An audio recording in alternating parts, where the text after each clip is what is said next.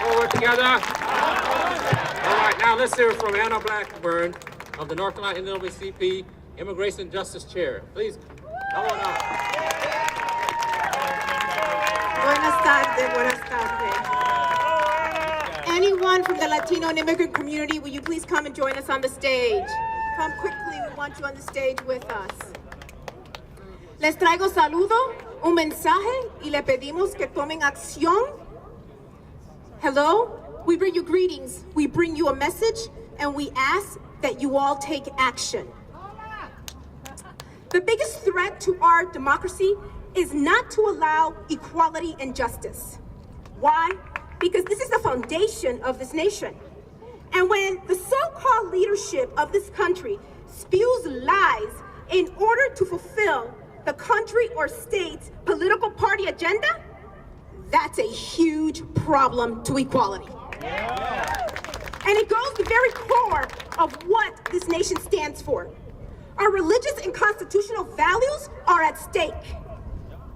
What kind of civilized society looks at our brown countries that have contributed so much to build not just the country, but its economy, and calls them shitholes, and then institutes a ban on them? We say no ban, and stop the persecution and oppression of our Latino and our immigrant community. The attacks on the community goes against the very values that this country accuses other countries of doing. Today, you will hear from grassroots organizations like El Pueblo, Church World Service, Women NC, who are on the ground, tirelessly fighting, needlessly, because this community is the backbone of this country.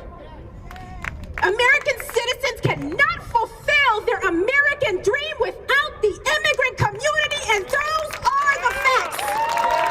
There are no ulterior facts. These are the facts. You cannot dispute statistics. So spewing lies creates a safety situation, not just for our immigrant community, but our law enforcement. This is unacceptable, and we ask you to stand with us and defend the very community that's helping fulfill the American dreams for these country's citizens. So today, I am very proud to bring before you some incredible women, some incredible Latina with a lot of flavor women here, and from Iran. So the first speaker we will hear from, and we're very proud of her, she just got her doctorate, so I get to introduce her for the first time. You're gonna hear from Dr. Felicia Arraga. She just got her doctorate. Then you will hear from Jenny Bell, who's doing incredible work with Sanctuary. Then you will hear from Maria Gonzalez, one of the youths from El Pueblo. Following her will be coordinator from El Pueblo, Ileana Santilla. And then Beth Tagan from Women NC. Thank you. Good afternoon, everyone. So I get to spend a lot of time here with a bunch of the folks behind me to talk about immigration bills and anti-immigrant bills here at the General Assembly. But first, I'm going to talk about a program called the 287G program. So can I get a show of hands of anyone who knows what that is? A few. All right, so between 2006 and 2008, the North Carolina sheriffs began to adopt this particular program, which is a partnership to work with Immigration and Customs Enforcement. At the same time, the state legislature right here did two things. They passed the Technical Corrections Act of 2006, which limited the ability for undocumented individuals to obtain driver's licenses. And then in House Bill 1950 in 2007, they put extra money into this to actually support the enforcement of immigrants at the local level by sheriffs. Since then, the Alamance program was shut down in 2012 for racial profiling, and today there are 5 programs and 1 new one in Nash County. And until last year, we had the most of any state in the whole entire country, which is not something that we want to be first in. In Mecklenburg County alone, 15,000 people have been deported under this program over the past 10 years. This program is completely voluntary, and the sheriff's office can end the program at any point in time. That's where you all come in, and just so you know, Wake County does have this program. For those who can vote, I'm asking you to do a few different things. One, for you all to go out and think about the sheriff race. Especially here, as I mentioned, Wake County has the program, but across the state as well. And I'm not just asking for you all to think about what that sheriff's stance is on immigration enforcement, but I'm also asking you to think about, if you have to vote for a sheriff, you want that person to oversee a just jail, to work towards end mass incarceration so that jail doesn't have to exist, and so that they advocate for just policy. We also know who controls the sheriff. We know that county commissioners control those sheriffs, and they control the sheriff budget. So if the sheriff is not making the right choices about how to spend your money, then you need to also think about those county sheriffs, those county commissioners, and voting those folks out too. And lastly, the reason why we're here in this place. For representatives, whenever we come to the General Assembly, we always want to talk with them about immigration policy. But many of these same representatives are the ones who are pushing anti-immigrant legislation, like Senate Bill 145, the Government Immigration Compliance Act, which would expand the use of the 287G program to people like sheriff's deputies, or to highway patrols, individuals, and to the Department of Corrections. So those are things that you can do, and of course the other folks behind me are going to talk about some of the other things that you can begin to ask your sheriff. If you don't know anything about their policies on immigration, begin to ask them, do you cooperate with immigration? What kind of money are you getting from ICE to do this type of work? And ask if there are immigration officers at the local level. I'm happy to talk more about that afterwards. Thank you.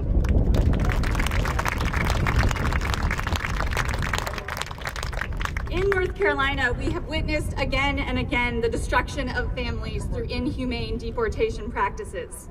Just in the past few weeks, we have seen immigration raids occurring across the state that have torn families apart and made communities live in fear. Responding to the commands of our faith to love our neighbors, congregations throughout the state are declaring sanctuary for undocumented individuals who have final orders of deportation.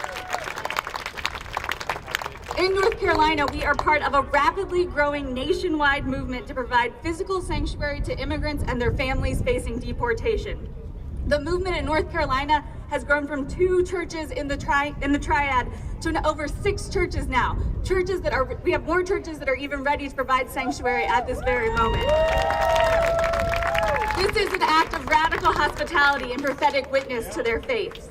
This is also the highest number of active sanctuary congregations in the nation. I want to take a moment to name the courageous leaders who are at the forefront of this movement. Juana Tobar Ortega, Jose Chicas, Eliseo Jimenez, Samuel Oliver Bruno, Oscar Conales, and Rosa del Carmen Ortiz Cruz, and all of their families. I pray that each of these individuals knows that their sacrifice is not in vain. They are leaders in our immigrant rights movement, individuals who have sacrificed their freedom to publicly denounce the injustice of a broken immigration system. For the past several months, we have been working in North Carolina to create a North Carolina Sanctuary Coalition, a statewide network of congregations who pledge our time, energy, and resources to support immigrants in our communities by offering physical sanctuary, emotional support, and persistent advocacy until we achieve comprehensive immigration reform and justice for all. This growing coalition pledges to stand against unjust policies that needlessly harm and cruelly separate families, neighbors, and friends. We believe that our calling is to welcome immigrants, offering them hospitality and justice as we work together with the immigrant community to confront our broken human-made laws. We are living in a moment of crisis that provides an opportunity for local governments, schools, health centers, and faith communities to dedicate themselves to building a beloved community that ensures justice for all. The actions of these congregations and courageous sanctuary leaders are changing the narrative, and now North Carolina is becoming known as a leader in the faith-based movement of solidarity and hospitality that we call Sanctuary. Thank you.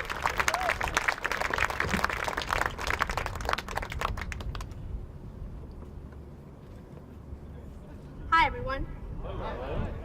My name is Maria Gonzalez, and I am undocumented. As a member of El Pueblo's Community Leadership Council, I've been able to put my story out into the world. Out there, amongst the other 27,000 stories from DACA recipients in North Carolina. Nationwide, there are 800,000 young people with their futures on the line. Of this number, 55% have purchased a vehicle, including me. More than 1 in 10 have purchased a first house, and all have built a home.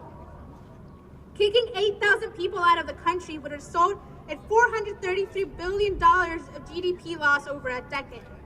Facing the same fears are the 13,000 TPS holders in North Carolina from El Salvador, Honduras, and Haiti. These are the numbers. While it sucks that we're reduced to numbers and statistics, it's important to note the contributions. You can't claim to care about jobs, to care about the economy, but yet boast an unnecessarily expensive project that only serves as a useless symbol of racism. All just to keep people out. People who contribute to your economy, to your Social Security, to your Medicare and Medicaid. The people who picked your fruits and vegetables. But yet these are the people who don't get to live here. 78% of voters support giving dreamers a chance to stay in the country. That means of the people voting, a majority support this. Imagine if everyone who isn't voting and supports this went out and voted. This is a right that TPS holders and DACA recipients do not have. Put yourself in the shoes of someone whose life and place of residence is decided by representatives you let be elected into office. Vote.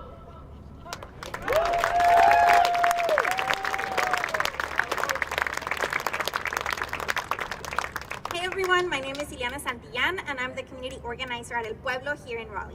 I'm here to speak on behalf of two very important issues that are affecting the immigrant community at this time.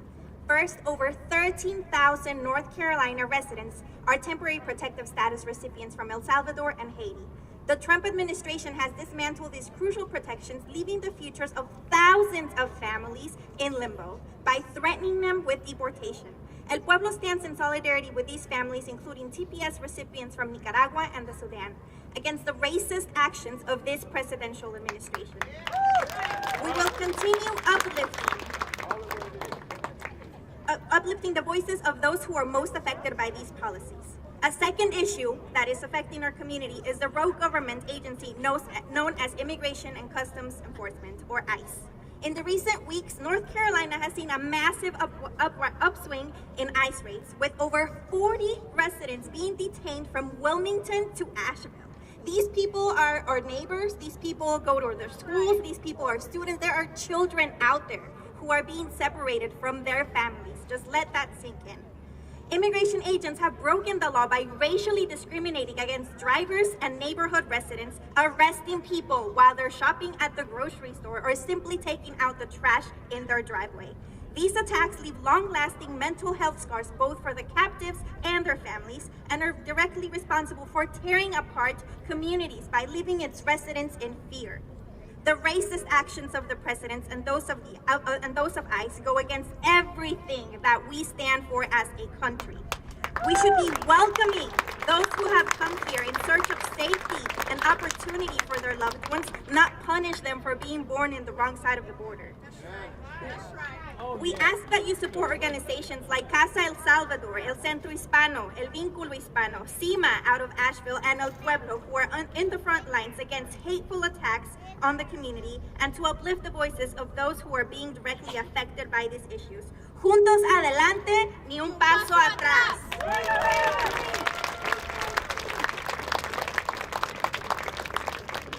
Hello. I am a refugee woman from Iran who moved to the United States about 40 years ago with my husband and two little daughters to raise our children in a safe country with a better educational opportunity. Since then, I have built my American life, raised two educated and successful daughters, contributed to North Carolina economy by running a family business, and founded a local nonprofit called Women and Sea to protect women's human rights in North Carolina.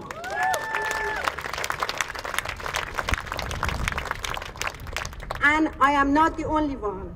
According to Women Research Institute, approximately 21 million female immigrants lives in the United States, make up just over 13% of nation's female population in their diverse roles as students, professionals, and other workers, spouses, parents, caregivers.